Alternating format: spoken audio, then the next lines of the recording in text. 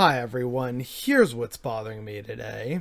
Maxime Bernier, the leader of the People's Party of Canada, was one of the many protesters at an anti-lockdown protest in Montreal recently. Now, the protest was there because people want to get back to normal and they didn't like that police were knocking on their doors, checking if there were any illegal gatherings, which, yeah, that is dystopian as all hell.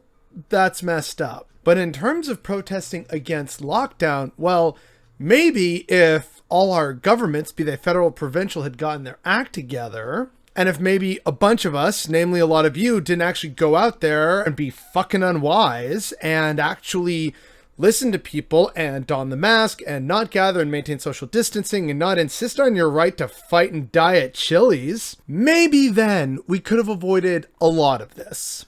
But instead we didn't. And your actions led to the following. Montreal's biggest COVID-19 vaccination site was shut down thanks to all these protesters, which included online fringe groups and QAnoners, and of course, Maxime Bernier. All of you people are responsible for prolonging this thing that you claim to be against. You were literally in the streets protesting against lockdowns and stay-at-home orders, and you going out there in violation of that put more people at risk, meaning they have to wait longer to get vaccinated, which means that much longer to deal with all this terribleness, you self-serving, selfish assholes. I want to go outside. I want to do things. I want to get back to normal. So I'm going to make sure that we can't get back to normal faster. Do you see your own ridiculousness? Do you see how insane that is and how that doesn't make sense?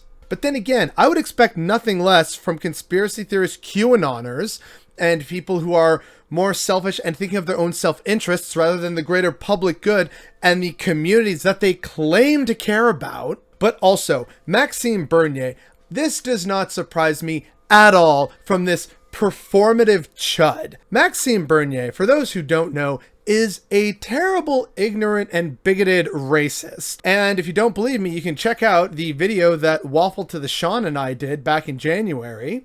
That proves with complete evidence that he absolutely is. And this man talks about how, there's too much PC cancel culture, the woke mob, and everyone's so sensitive these days. Meanwhile, with me sharing, again, the video that Waffle to the Sean and I did about how Bernier is a bigoted, ignorant racist, and we provide proof and evidence for it, he blocked me on Twitter for that.